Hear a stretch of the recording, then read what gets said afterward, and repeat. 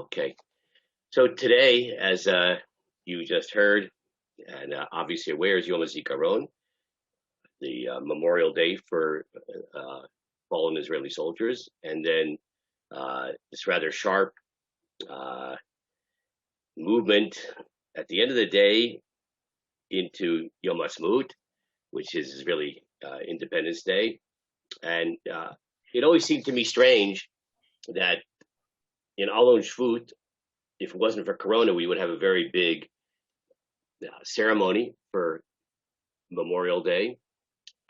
And that's usually done in the afternoon, late afternoon on Memorial Day. And then it segues into Yom HaSmut.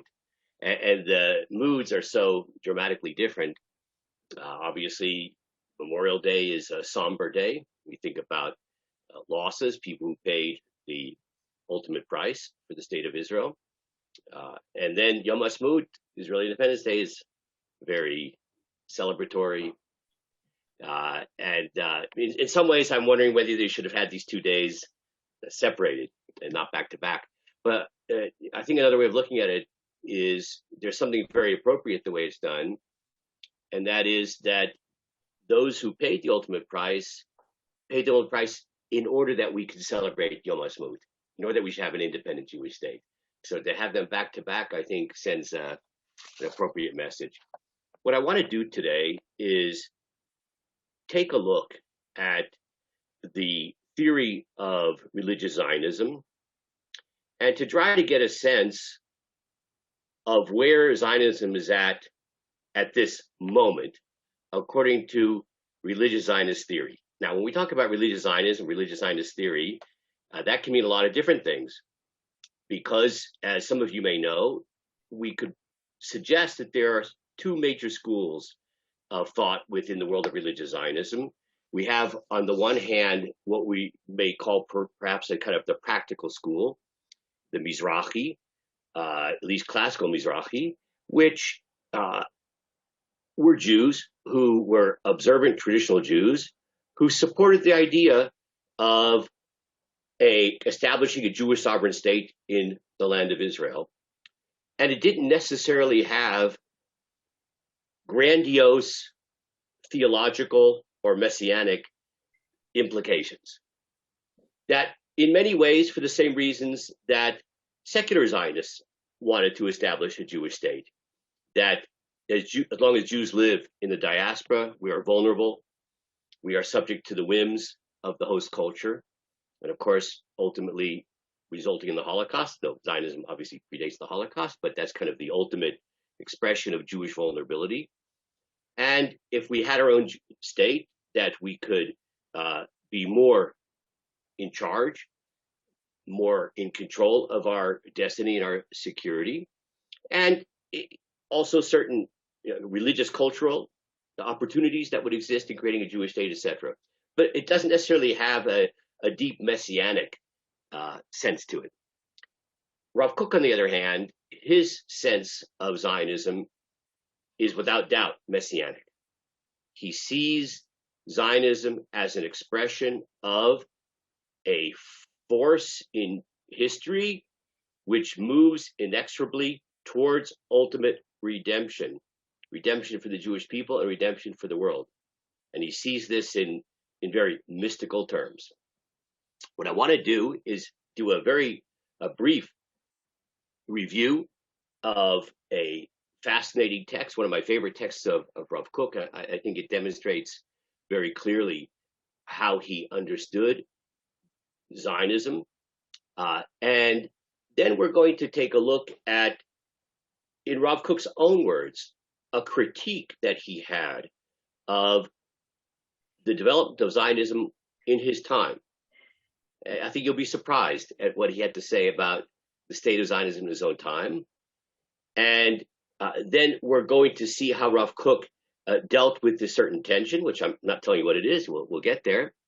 And then we're going to use this sort of roadmap that Rav Kook has presented to understand the state of Zionism in our time, in the year 2021. That's on the menu for today. Okay? So let's dig in. It's a text that you may be familiar with. I think we'll probably do quite a bit in English today just to make sure that we are able to finish everything. We're going to take a brief look at a passage in the Torah which describes a period in history, which will come ultimately, in which there'll be repentance and God will take back the Jewish people to the land of Israel. We'll just read it quickly. And it shall come to pass when all these things are come upon thee, the blessing and the curse, which I've set before thee, and thou shalt call them to mind among all the nations into which the Lord thy God has driven thee, and thou shalt return towards the Lord thy God, and shalt obey his voice, according to all that I command thee this day, thou and thy children with all thy heart, with all thy soul, that then the Lord their God will return your captivity and have compassion upon you, and he will return and gather you from all the nations amongst whom the Lord thy God has scattered thee. If thy outcast be at the utmost parts of heaven, from there the Lord thy God will gather you, and he will fetch you, and the Lord thy God bring you to the land which your forefathers possessed. They shall possess it, and he shall do to you great good and multiply you more than your forefathers. And the Lord thy God will circumcise your heart and the heart of your children, to love the Lord your God with all your heart and with all your soul, that you may live. And the Lord your God will put all these curses upon your enemies and on them who hate thee, who persecuted thee. And thou shalt return and obey the voice of the Lord and do all of his commandments which I command thee this day. And the Lord your God will make you plenteous in every work of your hand, in the fruit of your body, in the fruit of your cattle, in the fruit of your land, for good. For the Lord will again rejoice over you for good, as he rejoiced over your forefathers, if you shall hearken to the voice of the Lord your God, to keep his commandments and his statutes which are written in the book of the Torah, and if you turn to the Lord your God with all your heart, with all your soul. Okay, this actually is called Parshat HaTeshuvah, the passage of repentance, because it obviously deals with the central theme of return. And return here is mentioned in many manifestations. There's the return to the land. There's the return to God. There's even God returning to the Jewish people. There's all these like multiple dimensions of return. Now I want to remind you of a very famous idea in Rav Kook, which is based upon a grammatical peculiarity. The passage begins with describing the verse saying, you return to the Lord your God. In Hebrew, Vishavta ad Hashem Elokecha. You shall return to the Lord your God. The paragraph ends, Ki Teshuva l'Hashem Elokecha. Repeats the same, almost exact words. You will return to the Lord your God. This is a very famous observation that even though the paragraph begins with this prophecy, you shall return to the Lord your God, and it ends with the same statement, you shall return to the Lord your God, the preposition is different. It begins with, you shall return ad, Hebrew word ad, to the Lord your God, and then it ends with, you return el, you return to the Lord your God.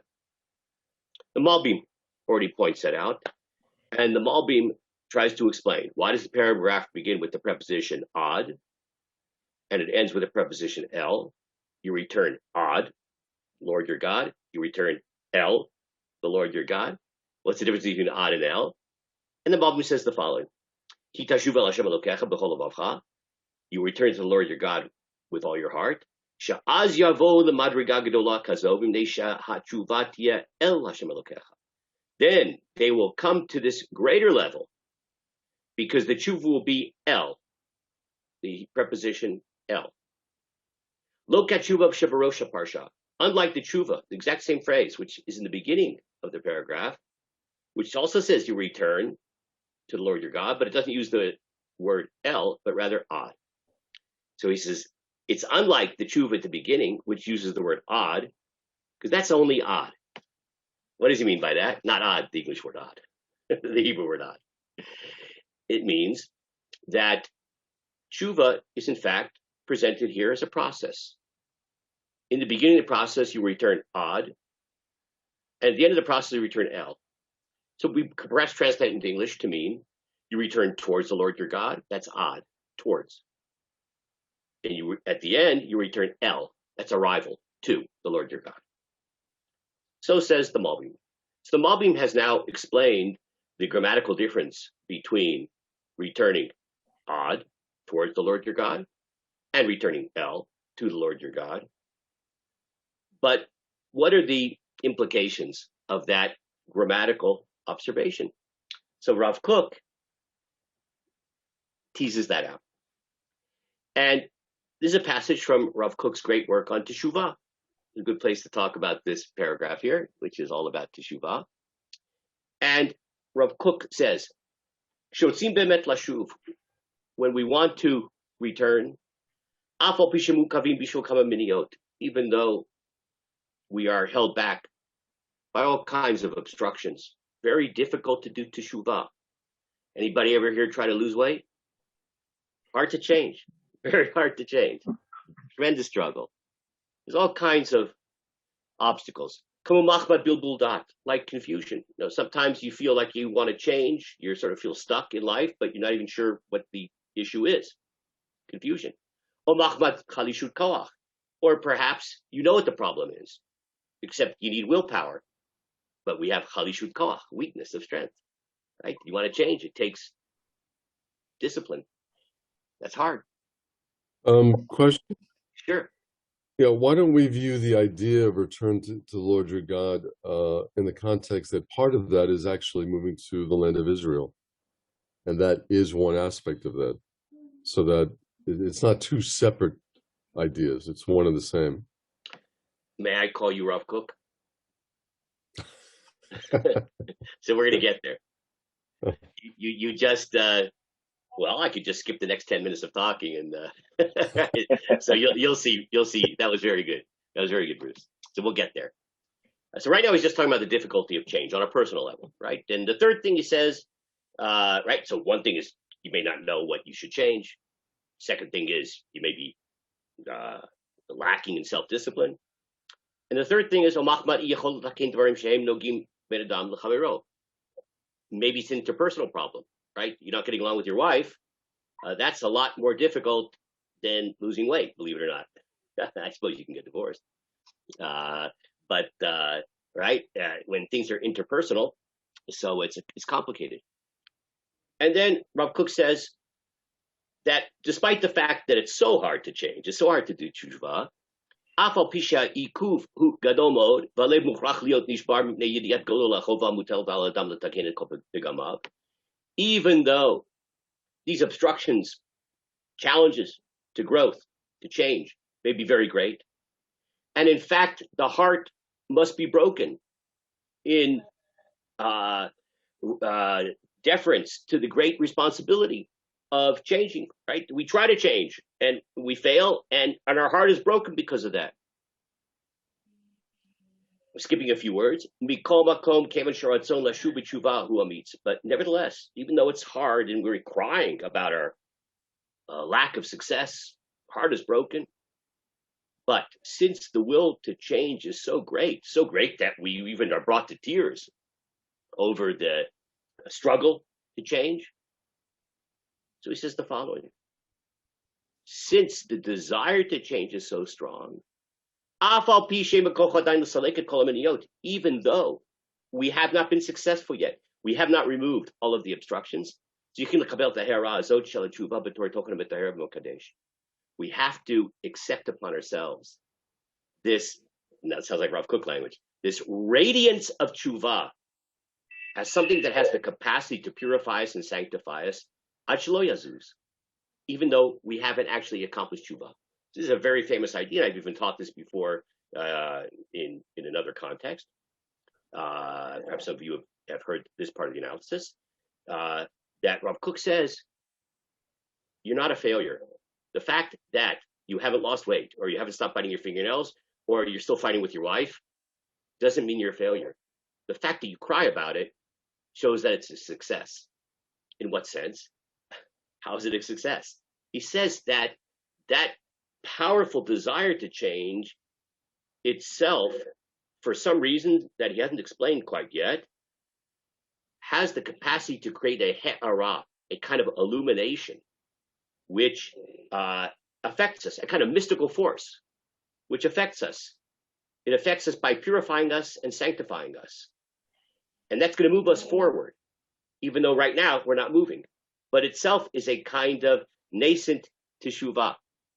Now, we're going to skip just a few lines, and then we're going to go back. He says the following. This notion that there could be stages in Teshuva, and the stage of even a broken heart, where we haven't really done Teshuva, but we want to, and we're failing, but that's still called Teshuva, and it has the ability to sanctify us and purify us. Where do we see that that's an idea of Teshuva? Someone has their microphone on, and so I can hear in the background. So people should mute, please. So I'm skipping down to the fifth line from the bottom here.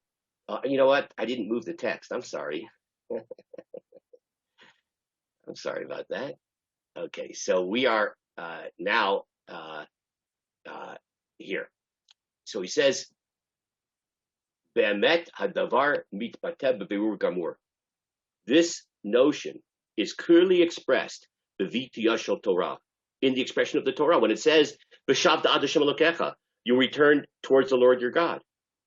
And then it follows it, "Ki tashuv el Hashem Elokecha," you return to the Lord your God. Remember the Malbim? 2 stages. You return towards and you return to. So he says, that's what I mean, he says. When you're brokenhearted over the inability to do tshuva, the very fact that you're so brokenhearted over it reflects the fact that you are doing tshuva. It's a tshuva which is a kind of potential stage. It's a movement towards. It's not the final expression of tshuva, which will be to the Lord. It's towards. But that's not insignificant, because that tshuva itself is still a form of tshuva. And it has the same effect of doing any mitzvah.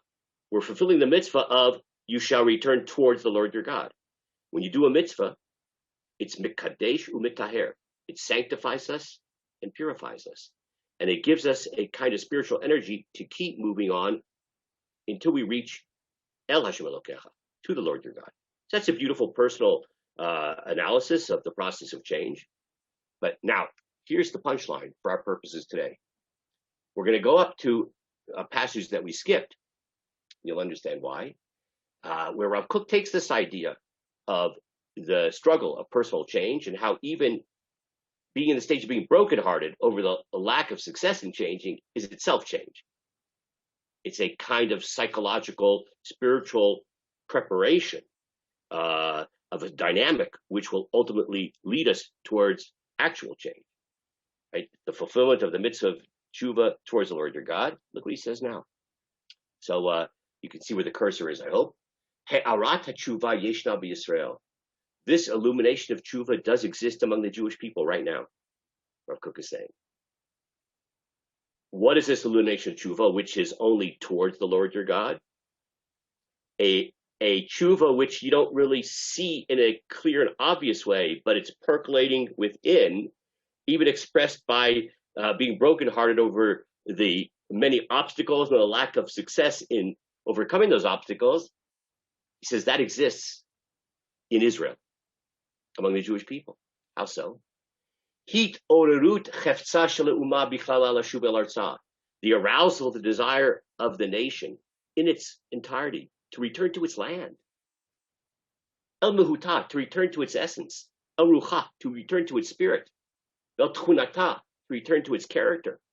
That's what Zionism is about. We're trying to figure out, who are we as a nation? What is our character? What is our collective personality? What does it mean to create a Jewish state? What would it look like?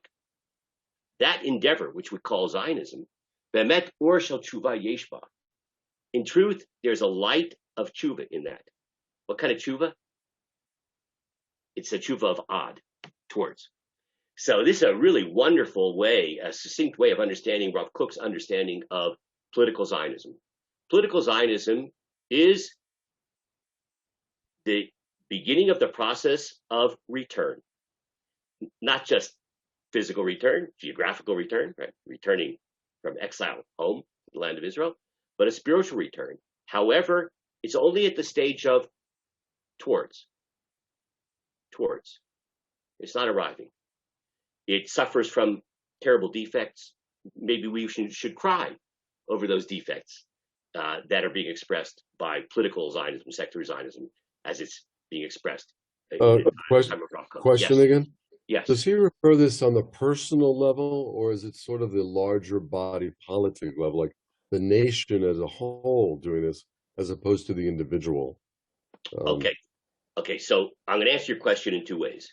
So the answer is yes and yes. I'll explain what I mean. Rav Kook did something here. I don't know if you noticed it, but it's typical of Rav Kook. He often will describe something which has to do with an individual. Say a psycho-spiritual process within the individual, right? That's what he did here. He started off by talking about how it's so difficult to do tshuva. He's not talking about the Jewish people at that point. He's talking about Bruce.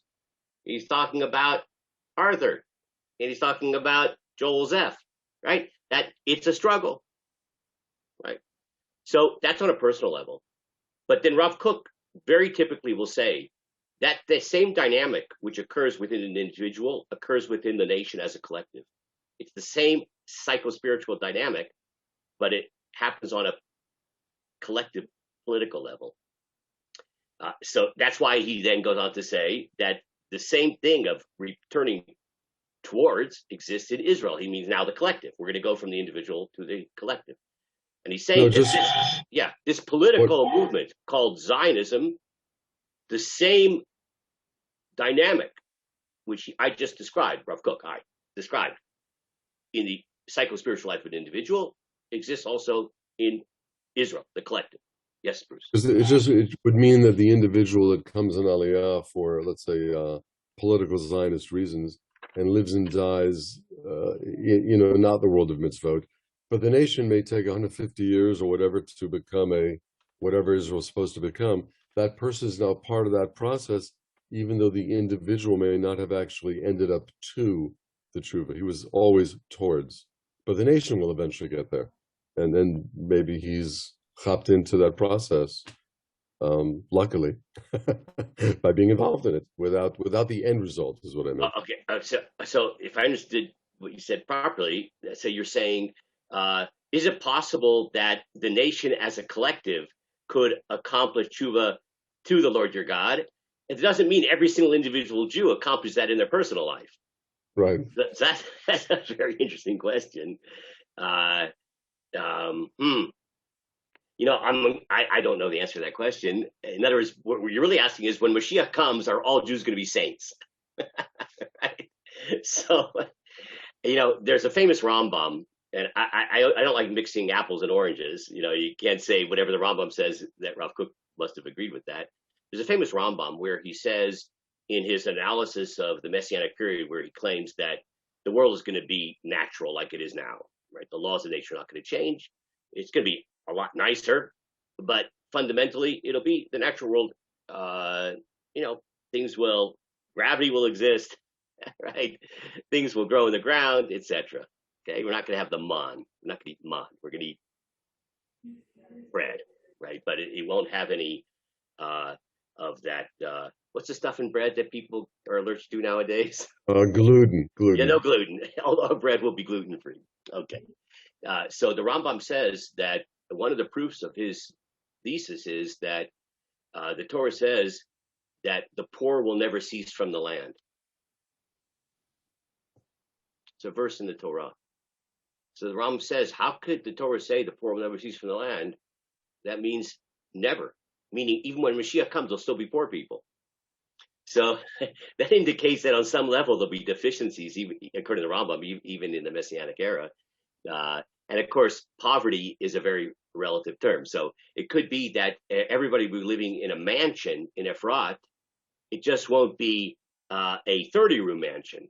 There'll be people who live in a 10-room mansion. And so therefore, in a sense, that will feel like poverty. But so it's hard to know exactly what the Rambam means. But in any case, the Rambam seems to suggest that the Messianic period is not perfect in a supernatural sense. And perhaps if we borrow that idea, you could even say, according to Rav Kook, there may be individuals who don't necessarily achieve a complete Teshuva, but the collective will. Fine. Now, watch this. I've often heard people say that Rav Kook has these wonderful ideas, but they're detached from reality. He's kind of a dreamy personality, idealist. I even heard a rabbi say that Rav Kook had great ideas, but it's like somebody who is exploring the outer space, with a telescope that's out of focus. That's what I heard somebody say. Like, it's a beautiful idea, but it doesn't correspond to reality. What I want to do is look at a fascinating text from Rav Kook. We'll see how detached Rav Kook was or wasn't. This is a text called Chazon HaGeula, the vision of redemption. Let's take a look at it. We'll read it in English. We have two general values. Oh, sorry about that. Let me scroll here. Here's the Hebrew. We're just going to do it in English for now. You can do it in Hebrew on your own if you want to. We have two general values in life, the holy and the secular. We in our day are afflicted with an illness of an overflow of the secular in such an exaggerated measure that it spreads over all the expanse of life, and it darkens the light of holiness in our midst. The force of secularism are so tremendous, Rav Kook is saying, that it has darkened the light of holiness. These are very critical words here. The concept of the holy, Kedusha, has become so weak among those of the generation, Rav Kook's generation, until it has become a synonym for all images of weakness. Let's just pause there for a second. Rav Kook is saying, you know how young people in my time, right, Rav Kook speaking, view Kedusha, holiness, as some anemic,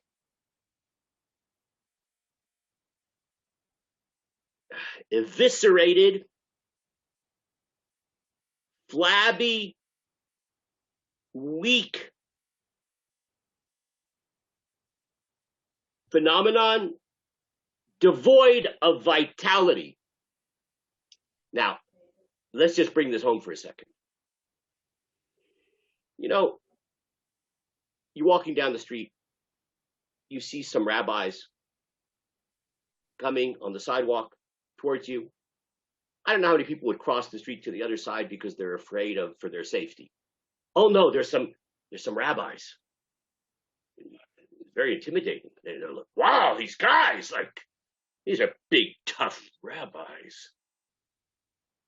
No, because Rav Kook is saying that the image of rabbis are white skin, never in the sun.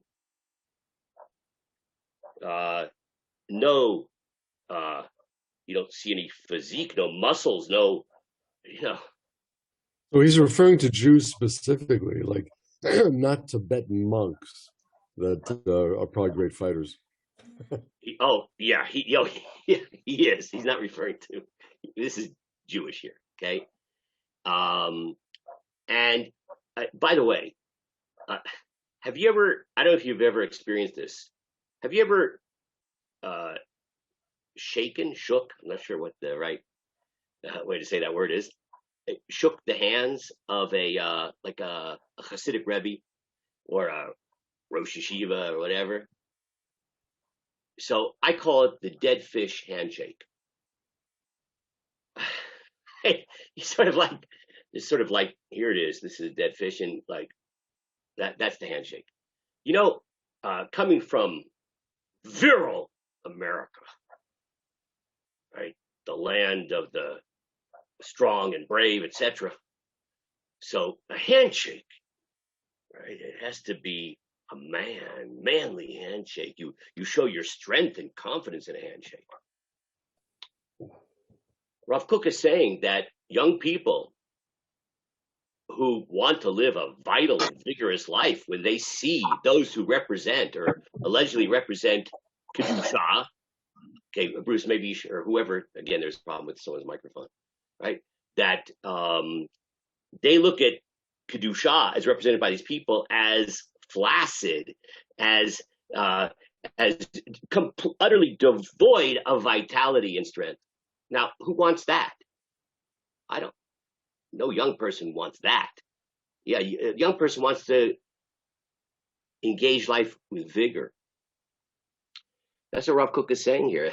All images of weakness. Kedusha is synonymous with all images of weakness.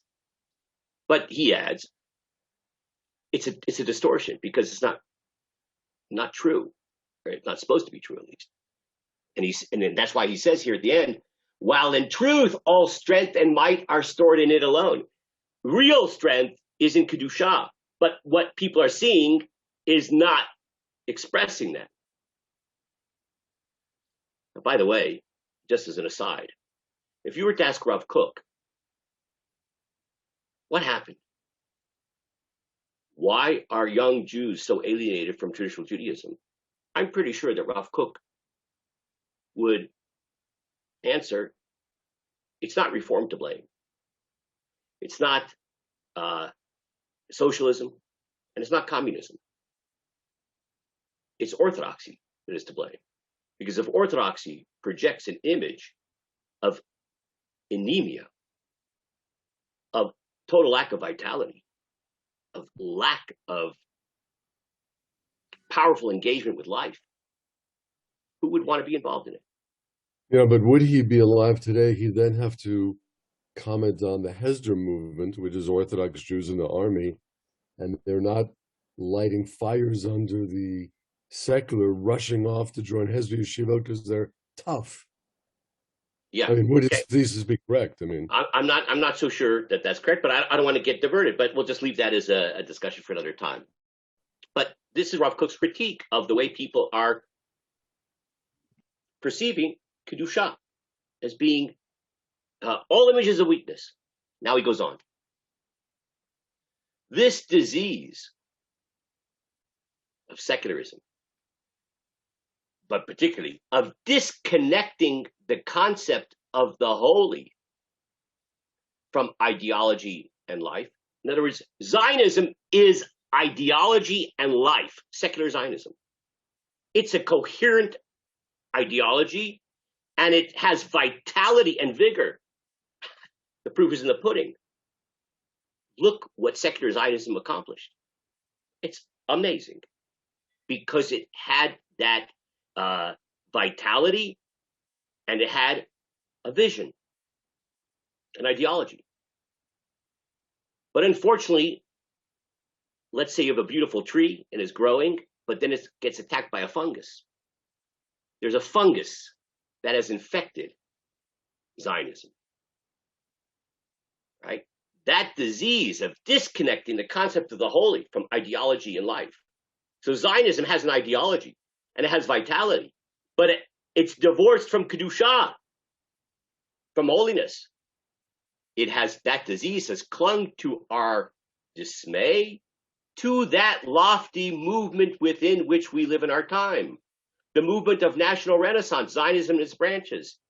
Zionism is like this mighty redwood tree from California, which has now been infected by a secularism, which is eating away at any future potential of this redwood tree, of this great movement of Zionism, and causing it to rot and ultimately to collapse, as you'll see. Now, Rav Kook sort of does a little bit of a historical lament, I would say, at the beginning of the Zionist movement. It's fascinating because when I think of Rav Kook, I think of the beginning of the Zionist movement. This is what we're talking about. He came to Eretz Yisrael in 1904. But Rav Kook himself sees himself not in the beginning, right? That, in fact, the Zionist movement began in the 19th century, and he sees himself as some kind of later stage, and in a very fascinating way, as you'll see. At the beginning, there came people with a residue of spirit in them, the early Zionists, but who in their lifetime abandoned the foundation of the holy in Israel, and with the power of the secular concepts that are in the nationalistic values, we'll translate this in English in a second, which are close to their hearts and minds, they enlarged, widened, and deepened the ideal of the return to Zion the National Renaissance in Zionism. What does that mean? He's saying the first generation of Zionist propagandists, ideologues, and pioneers, they were on fire. Now, they were raised religious, and they learned in yeshiva. I mean, it's amazing when you think about Chaim Nachman Bialik, who's actually contemporary of Rav Kook. Chaim Nachman Bialik, who I don't believe was an observant Jew at all, writes Sefer HaAgadah. If you're not familiar with this book, go buy it. Sefer HaAgadah is a monumental, not to be surpassed, never been surpassed anthology of writings from Talmud and Midrash that are vocalized, translated from Aramaic into Hebrew, and arranged by topical order. So let's say you're invited to go to an event, Sheva Brachot. You want to give a Dvar Torah. You look under Love, been translated into English, the book of legends, maybe. I'm not sure exactly. I don't remember exactly the title. Look under Love. It'll have 5 pages from beautiful passages from Midrash and Talmud, all translated into Hebrew, vocalized, right? The source is noted on love, topic of love. What an amazing resource. Chaim Nachman Bialik, who doesn't keep Shabbos. That's because he learned in Volozhin, where Rav Kook learned, right? So that's what he's saying here. These people who started within the realm of traditional Judaism, right? And they left it, right? In their lifetime, abandoned the foundation of the holy in Israel. But they then, in a very creative way, took nationalism, which was very prevalent and important idea in that time, and they took the biblical notion of return to Zion, wedded them together, and came up with this vital movement of Zionism. And these were people of spirit. That's what he said. Residue of spirit in them. But then he says, though there is sufficient power in the concept of the secular to be a theme of propaganda and to win over adherents for a limited period of time, the secular can never in any way create something eternal. So the vitality that that first generation had, powerful, it won over the hearts and minds of great masses of the Jewish people. And it has created the infrastructure of a Jewish state. That's amazing. But it can't last. Because the secular cannot last. Only that which is rooted in Kedusha, in holiness. That's his claim. Therefore, now listen to this. This is Rav Kook writing in the first couple of decades of the 20th century. It's a long time ago, it's 100 years ago. But look what he's already saying. I think of that as the heyday of Zionism. He's saying, therefore, though a relatively short time has passed over the movement of Zionism in its secular form, we already sense a drying up of its sap and fragmentation, in spite of what looks like expansion. We feel the afflictions of the disease, the rot which is attacking this great redwood tree.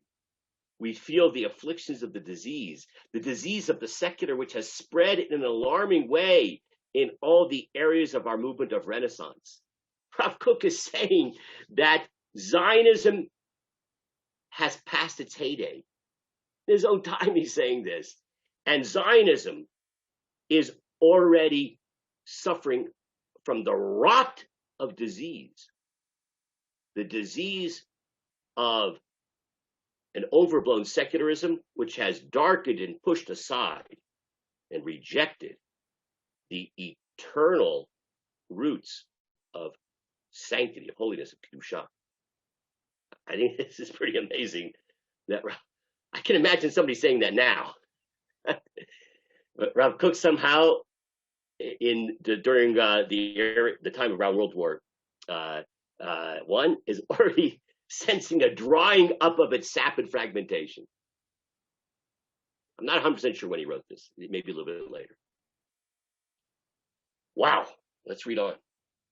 In truth, if this movement was secular by its very nature, Zionism, say Zionism was a secular movement, right? Whatever. Movement for environmentalism, whatever.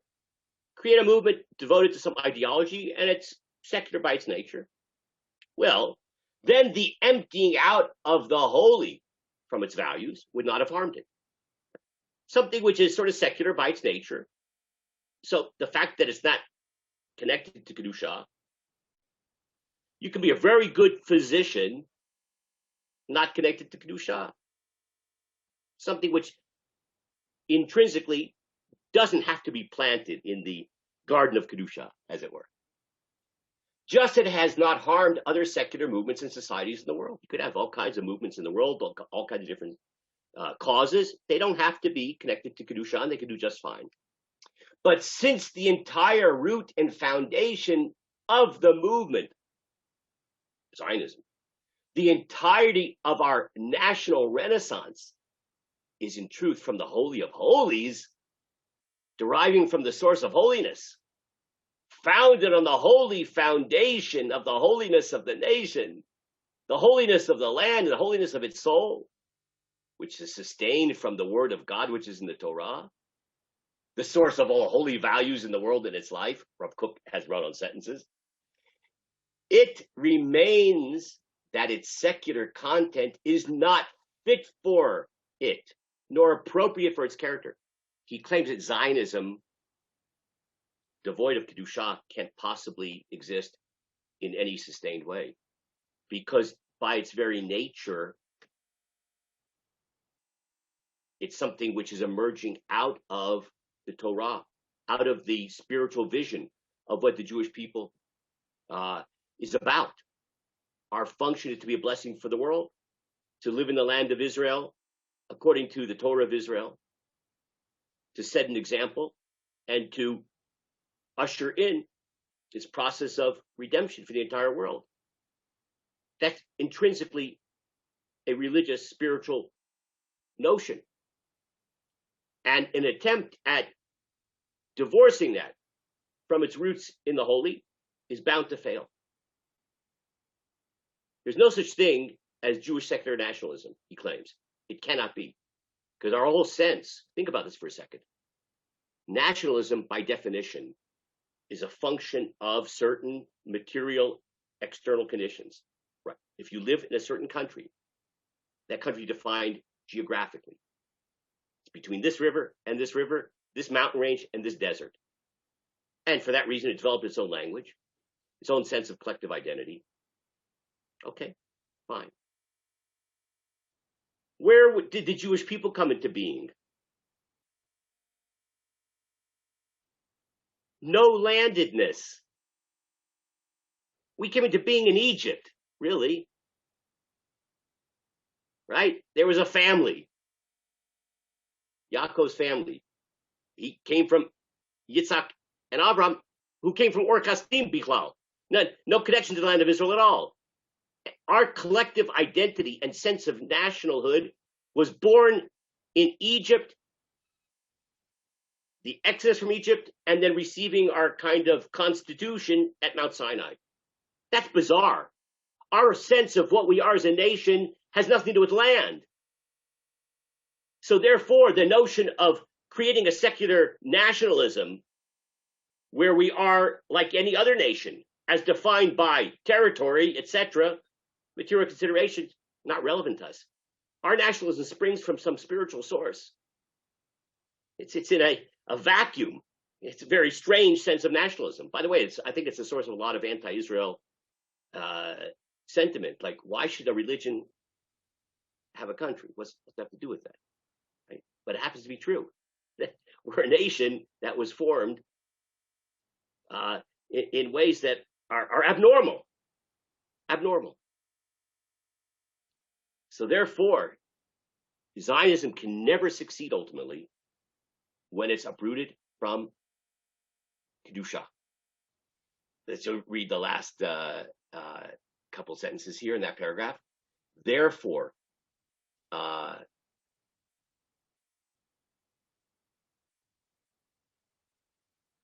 a second.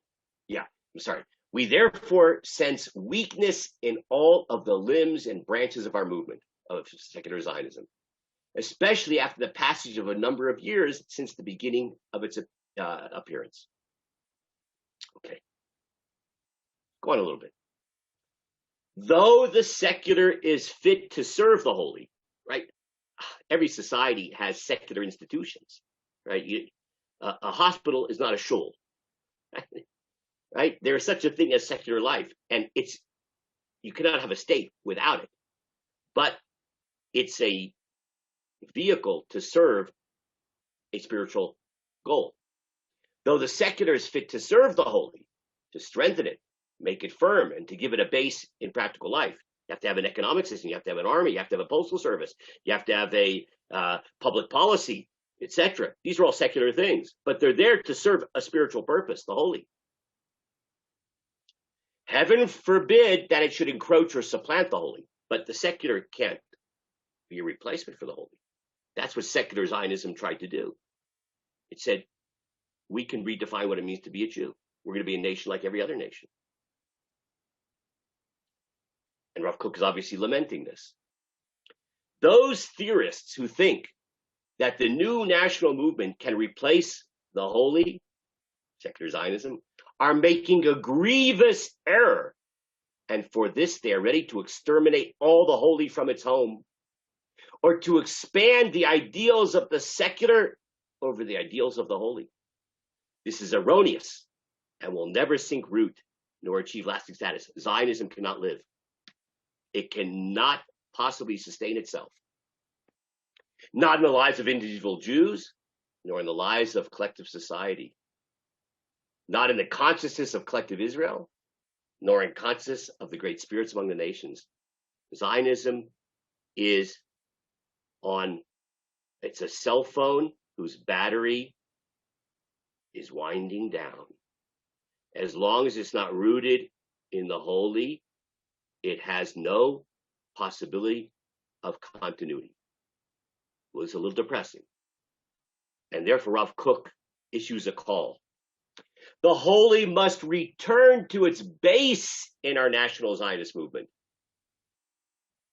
For only with it, with holiness, is the source of life. Then through its power of holiness, it will give life to secular values as well. We're not rejecting secularism. It has a role to play. And the holy will, in fact, empower secular values that have been formed and will be formed to act as supports. This will be for us the path of repentance. Remember, Zionism is Teshuva. That will heal us of all that ails us and will bring us close to our complete redemption quickly in our time. Amen. It's a very powerful, beautiful piece, a little depressing. But I'm a little confused here.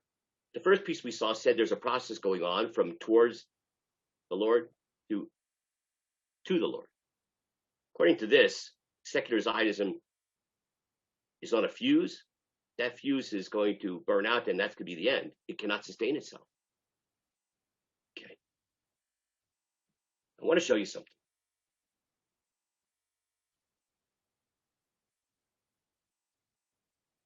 Take a look, please.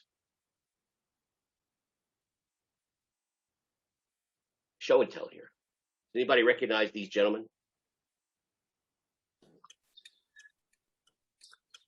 Yeah, one was the president of State of Israel. He used to be. Yeah, he was, right. He's president of in Gan Eden right now. Or I don't know where he is, but he's no president of the State of Israel. Does anybody recognize the person on the right? That's David Geffen. Aviv Geffen. Right. So this is an older picture, obviously. I cut out the newspaper, and I'll show you why I did it in a second. So he's one of the most popular musicians in Israel. And I want to, this is really pretty amazing. we're going to read this article here, and it comes from Mariv. And it's quoting Aviv Geffen. It's an interview with Aviv Geffen, who I actually think he used to be super popular. I think he sort of, I guess he got a little older and whatever. He's not quite as front center as he used to be. There might be even kids nowadays who don't know who Aviv Geffen is, maybe. Look what he says here. Right, this is a cultural icon. It's just a few years ago. Ani mamlitz lenor lazo et haaretz. Aviv Geffen, this great cultural icon, says, I recommend to the young people in Israel to leave the land. Kach omer Aviv Geffen b'rayon l'mariv lenor. So Aviv Geffen says, in an edition of the paper Mariv, which is for young people. Wow, this is really a healthy thing to do. We'll have this great cultural icon, Aviv Geffen, who's going to be interviewed in Mariv Lenor, where he says, I recommend that you all pack your bags and move to California. Okay, now, we'll just look at a couple of the most spicy comments of his. The second paragraph here. So, Sarich is a quote. Sarich la'aroz mizvadot. Pack your bags. Everybody has to pack your bags. V'livroach miYisrael. Get out of here. Leave from Israel. Va'ani medaber b'siyah retzinut. In case you thought maybe he's joking, he says, I'm speaking with the utmost seriousness. Ani mitbayesh b'memshala v'rosh ha'memshala. I'm embarrassed by the government and by the Rosh Memshala, by the prime minister. Now, this is a few years ago. I actually don't recall exactly who was prime minister then, but I don't think it would matter too much. V'ani mitbayesh sheNetanyahu. And I'm embarrassed that Netanyahu, who's a perpetual component in the Israeli political system, Ha'adam harei kani, this empty person, that somehow like he represents the state of Israel. Ugh. This is what Aviv Geffen says. Okay, now he then goes on. He says the following. He's talking about Kikar Rabin in Tel Aviv. He says about Kikar Rabin, Yoter chashuv li shezeh yishayer me'asher she'hakoto yishayer. I think, Aviv Geffen says, that Kikar Rabin, it's more important that remain in our possession than the Kotel.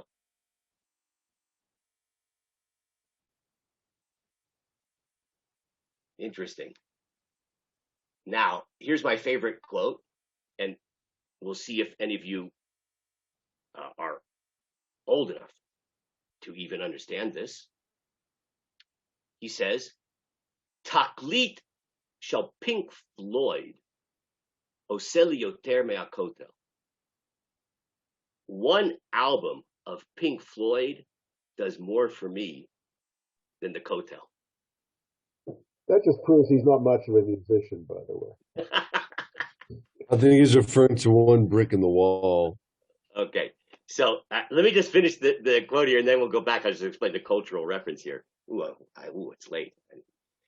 He goes on to say, don't think I'm not spiritual because, right, I do believe in God. It's just that I think that we create God because I'm God, you're God, John Lennon is God. That's what he says here. Okay. So, by the way, so he has Pink Floyd has an album that has a wall. Danny, help me out here. Another brick in the wall. Another brick in the wall. So that's sort of like, I guess if you go was trying to be clever. Okay.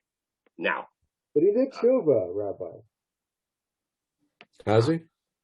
Not real. I mean, he doesn't wear a black hat, but he went to Bnei Brak during Corona to meet with the people and made public statements that he thinks they're being slammed, more than they should be.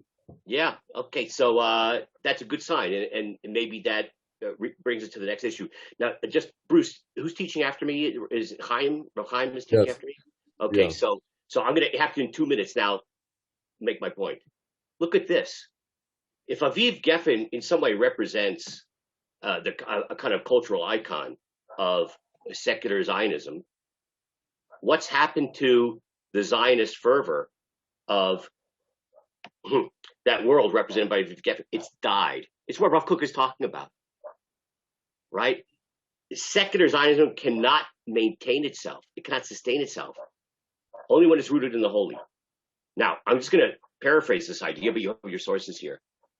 In another piece of Rav Kook, he says something amazing.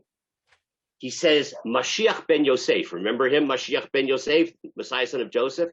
He says that in a certain way, secular Zionism is a kind of manifestation of Mashiach ben Yosef, because Mashiach ben Yosef is the concern for the material aspect of the Jewish people, the physical aspect of the Jewish people. That's what secular Zionism does. We try to do at least. According to Jewish tradition, Mashiach ben Yosef will die.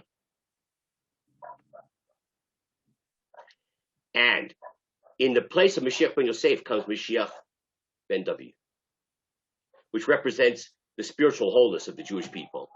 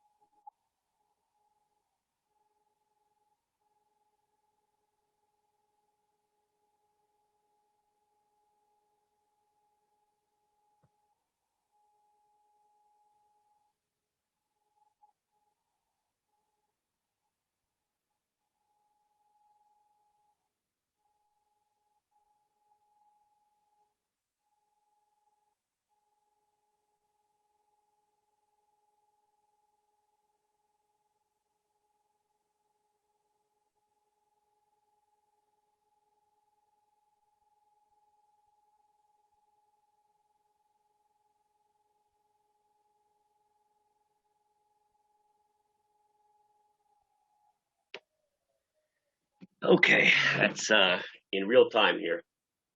So just quickly to wrap this up, Rav Kook is trying to interpret this rabbinic notion that's going to be the Messiah son of Yosef, who will die, be killed, and then there'll be the Messiah son of David. I always wonder, why does Mashiach ben Yosef have to die? And where does this idea come from that there's a separate Mashiach, Mashiach ben Yosef? Rav Kook, and you'll read the next passage on your own, suggests that Mashiach ben Yosef is the concern for, let's call it the body politic of the Jewish people, or the physical infrastructure, meaning secular Zionism. This notion that Mashiach ben Yosef will die or be killed, it's because when you have this notion of a concern for the material building of the Jewish people, but not sufficiently rooted in Kedusha, it cannot sustain itself and it must die.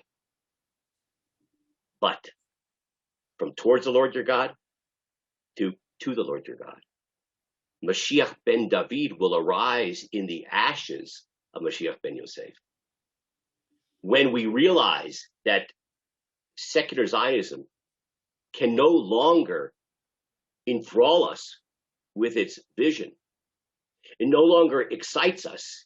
It creates Aviv Geffen, who says that Pink Floyd album means more to him than the Kotel. At that point, the Jewish nation, in its thirst ultimately for meaning and for God, will create upon the material infrastructure that Zionism created, the spiritual edifice, the second level, Mashiach ben David. So we have the concern for creating the body of the Jewish people, the state, Mashiach ben Yosef, that dies. Its batteries run out, can't sustain itself, no Kedusha. And then upon that is then constructed the spiritual dimension, and then you have Shlemut. You have the wholeness of the Renaissance of the Jewish people. And Baruch Hashem, I personally feel that we are in a kind of stage of the death of Mashiach ben Yosef and the birth of Mashiach ben David, that we see these two forces that are operating with the state of Israel now. You see now cultural icons like Aviv Geffen, who no longer is as hostile and as alienated as he once was. Many other cultural icons who now go to Shiurim, who become Shomer Shabbat, etc. There's a whole phenomenon going on in Israeli cultural life. And I see that as part of this Mashiach ben Yosef, its demise, and then Mashiach ben David. Zionism creating the material foundation, which then loses its vitality. And upon that, then is built the spiritual completion of the structure of the Jewish nation. And we have much to celebrate and appreciate on Yom Ha'atzmaut coming up this evening. And with that, I want to wish everybody a Moedim L'Simcha L'Geula Shlema. Go ahead. Thank you, Shkoyach. That was great. My pleasure. Thank you. Shkoyach, shkoyach.